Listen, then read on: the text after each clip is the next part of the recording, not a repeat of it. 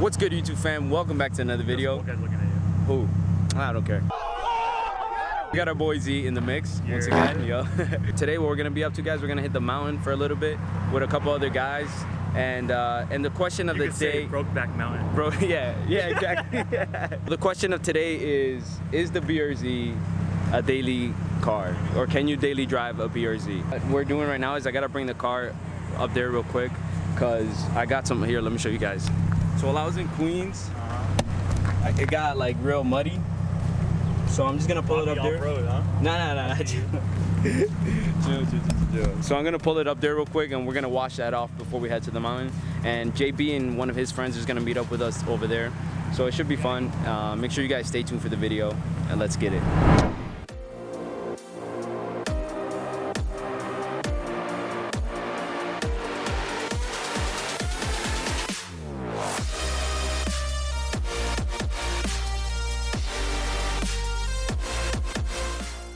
This car is much cleaner now. We're about to head out with Z.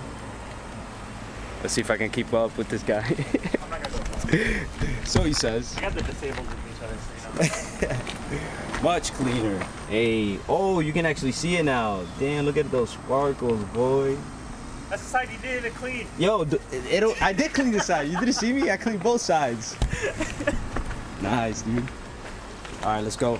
Let's get it.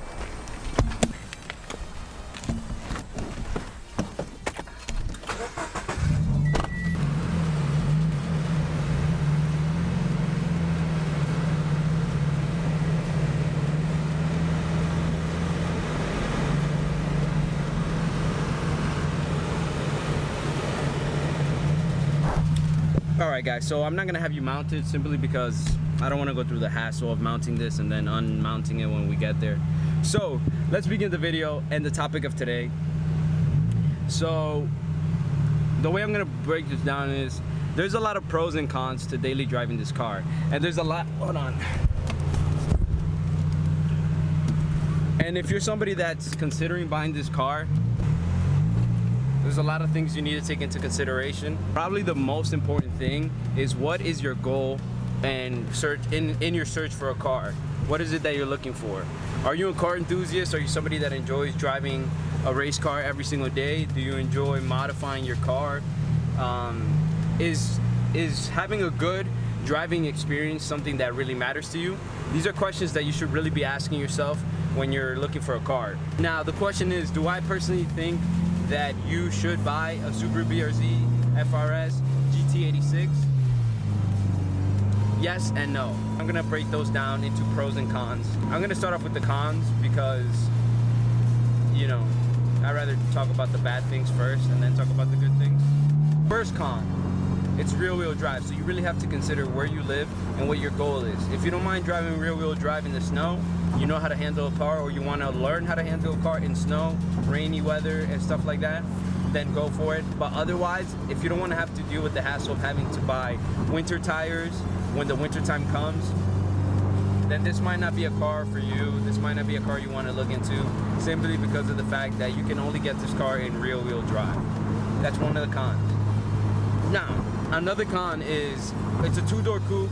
The space is very limited. Besides the trunk, I personally feel like the trunk has a decent amount of space, and I've personally been able to fit a lot of stuff in the trunk. Even sometimes when I'm in school and I'm really tired and I don't have anywhere to take a nap, I'll put down the seats, the rear seats, and I carry a pillow with me at all times. As you can see, I carry a little pillow, and I'll just grab a blanket, throw it over myself, and I'll take a nap. I'm able to lay down. I mean, I'm kind of short, so I don't know if you'll be able to do that yourselves, but me personally, that's what I do. So I personally think when you put the seats down, you have a lot of trunk space, but there's no way you're gonna fit more than 3 people maximum in this car. You can squeeze in a 4th person, but it's really, really uncomfortable for everybody, so I wouldn't recommend it. I don't even recommend having 3 people in your car. So that is a con. If you have siblings, if you have people that you need to drive around, more than one person, you know, if you got a couple girlfriends or whatever, then this might not be the car for you. Hey guys, next con. If you're a person that is all about speed, all about top speed, hitting crazy the shortest amount of time possible, then this car is not the car for you, because everybody knows this engine and this car doesn't have a lot of opportunity to make crazy horsepower. You know, safely without rebuilding anything, you can make 300 safely, and that's a daily driver. Again, guys, I'm not talking about like your weekend car. This is your daily driver, so I wouldn't push more than 300 with a turbo kit, supercharger, whatever the way it may be that you try to achieve this. You're not gonna get a lot of power out of this engine unless you rebuild it. Unless you build it and you get like built internals and like a crazy setup. And for that, you're gonna be putting a lot of money into the car, so you might not want to do that in the beginning, or you might not want to do it at all. So it's something you really have to consider. But on the other note, it's a really fun car. So if you're not all about crazy horsepower, you're more about mountain runs, you know, handling, and just overall like how the car handles and feels, and the fun factor of the car, then definitely consider this car, because I've never driven anything more fun than a BRZ, FRS, or GT86. Cons, I'm just gonna mention a couple of them, and I'm gonna make them very brief. Stock ride height is really high. Some people don't like that. Stock tires suck ass. They're terrible. They're like Prius tires. The stock wheels are, I mean, at least they're alloy wheels, 17s. I mean, they're not the sexiest thing, but they're all right, I guess. If you lower the car and you still have stock wheels, it doesn't look as bad, but just the stock wheel setup and tire setup, it's not ideal. It's not the best thing. What else? Interior is pretty cheap, but then again, if you're buying this car for the race car aspect, that shouldn't bother you, and it's really not a big deal, guys. Those are the cons. Later on our way back after the mountain runs, I'll give you guys some pros, so make sure you guys stay tuned. Now to the mountain runs.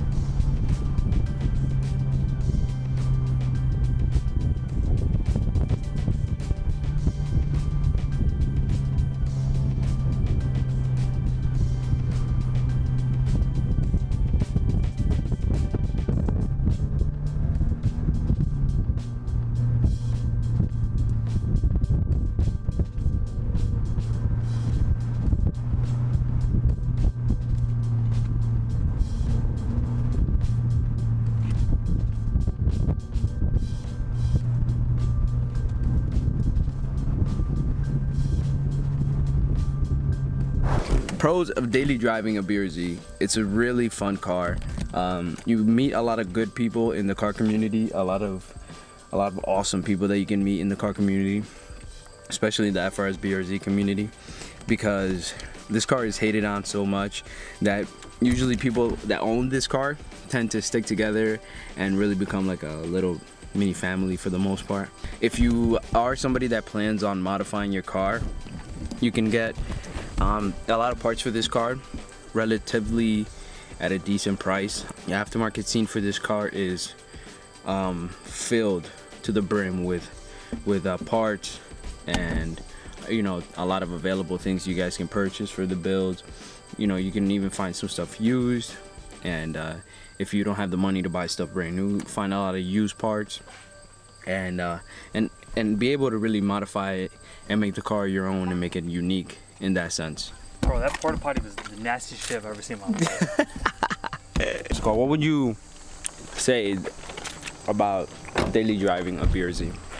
It's a perfect daily driver because one, it doesn't eat gas. Two, it's like it got enough juice low end. Yeah. To like make it passable. Especially for somebody that's new in the car community. It's a good intro car. New sports car. If you've never driven anything fast. Yeah. All right. Yeah. But that's, you got an automatic car. Half the problems you have with any kind of sports car, daily driving goes away. Yeah, that's true. Yeah, get an automatic car. Don't buy manuals. Yeah. If you're gonna get automatics are faster. Yeah, that's true. They're faster. But I mean, there's really nothing like a manual at the end of the day, though. No, seriously, I used to drive. Tell all those guys who slap shift their shit. Just think that this shit's a manual. I just personally think it's so much more fun because I used to drive automatic. I mean, I've never like daily drove a fast car because I used to drive a Honda, but Hondas are fast, bro. I used to drive an Accord. All right, let me be clear. V6 is 4. No, it was a 4-cylinder. So it wasn't fast, and this is not much faster than that was, but I really enjoy driving this more. But if you throw this in the corner, it'll be much faster. Yeah, if you do throw this in the corner, yeah. But I personally think if you're really like trying to get into the car scene, the car culture, and that's your thing. This is perfect. The freaking call culture on this. One is the perfect amount of toxic. No. Two, there's enough aftermarket, so you don't really. Yeah. Like I was saying, the aftermarket is so cheap. Some freaking teens, put that shit on the ground. Yeah, man. You put a big ass wing, you freaking in there. Yeah, bro. You win like mad rewards. Yeah. Yo, seriously, clean culture, man. Shit, this is it. Yeah. You want to be in the VIP lounge? Yo, you got it, man. Just slap on a big ass wing and you're like set. $100 more or something. And you're good, man. All right, guys. So we just got back from the mountain run, and it was pretty cool. We stopped to get something to eat. Didn't really record that because we were just hanging out. And that was my first time meeting that guy in the Evo. So it was a pretty cool mountain run. Yeah, I think I'm gonna close it out here. I'm gonna get to editing this and uploading it for you guys. I hope you guys enjoyed this video. If you did, remember to like and share with a friend, and remember to savage responsibly. As always, I'll catch you in the next one. Peace. Late, up, state, whoa, yeah, up, state, whoa, up, late, yeah, up, state, whoa, up, late, yeah, up, state, whoa, up, late, up, state. Made this shit last night. Said fucking on me.